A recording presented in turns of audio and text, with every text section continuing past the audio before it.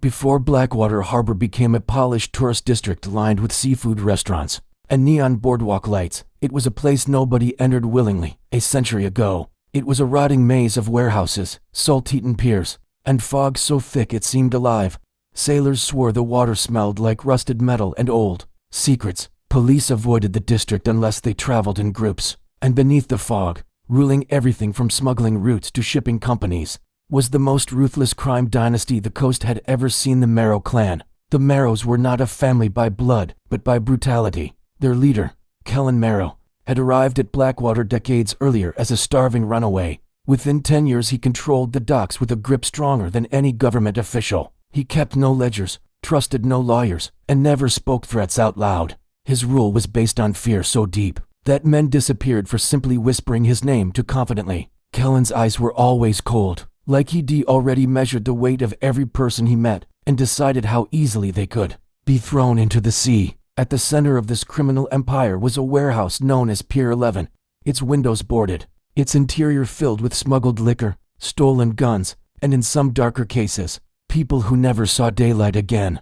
Pier 11 was guarded day and night, but there was one man who came and went freely, Kellen's most loyal enforcer, a quiet, sharp-jawed fighter named Declan Ridge. Declan was the type who never raised his voice. He didn't need to. When he walked into a room, arguments ended, debts were paid, and weapons were lowered.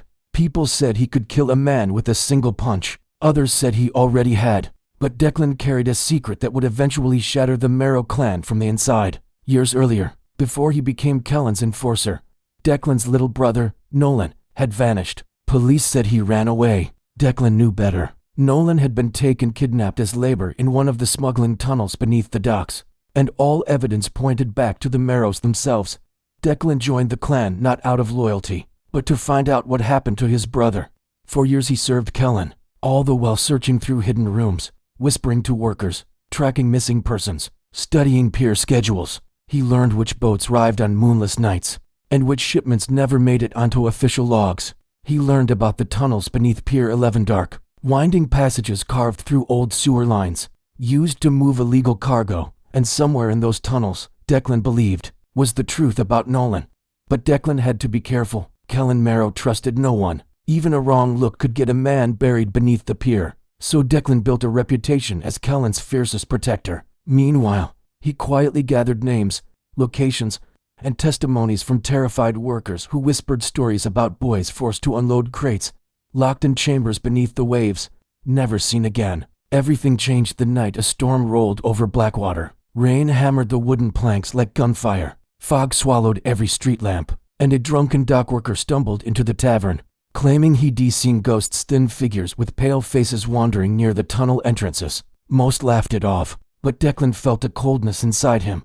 He knew the tunnels flooded during storms, if there were people trapped down there. He slipped away from the tavern and headed into the storm. He moved past the warehouses, past the rotted nets and broken barrels, until he reached the hidden hatch behind Pier 11. A single lantern flickered there. Declan descended into the tunnel. The water was already knee-deep. Waves crashed through the passage, threatening to pull him off his feet. Still, he pushed forward, lantern in hand. Halfway through the tunnel, he found something that stopped him cold, a small wooden marker, floating in the water, a marker with a carved initial N, the one he had carved for his brother years ago. Before he could process it, voices echoed behind him.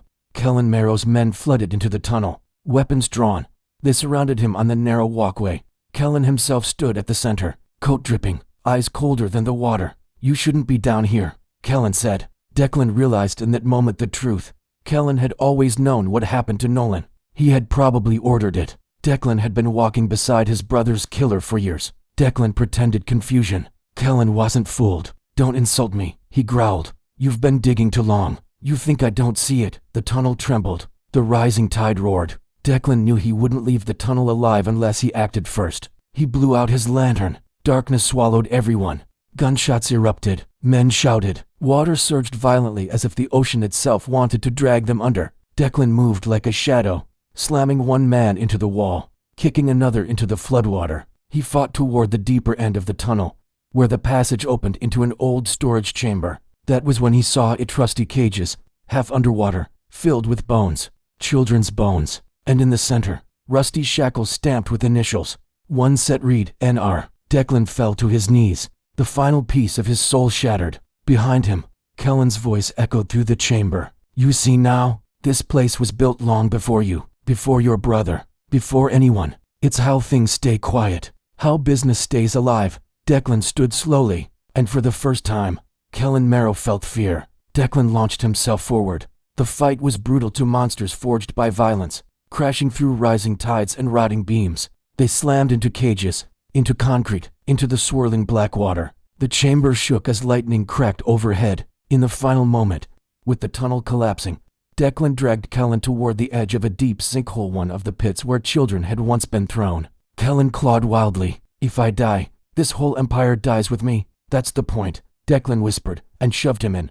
The sinkhole swallowed Kellen whole. Declan barely escaped the collapsing tunnels. At sunrise, Pier 11 caved in completely, dragging half the Marrow Clan's secrets into the sea. Declan emerged covered in mud and blood, limping through the fog as sirens wailed. By noon, the news had spread. The Marrow Clan was finished, but Declan Ridge vanished. Some say he boarded a ship and left the country. Others believe he drowned in the tunnels after saving survivors. But dozens of dockworkers claim something stranger, that on foggy nights, a silent figure walks the edge of the pier, lantern in hand, searching the waves as though listening for voices the sea has not yet released.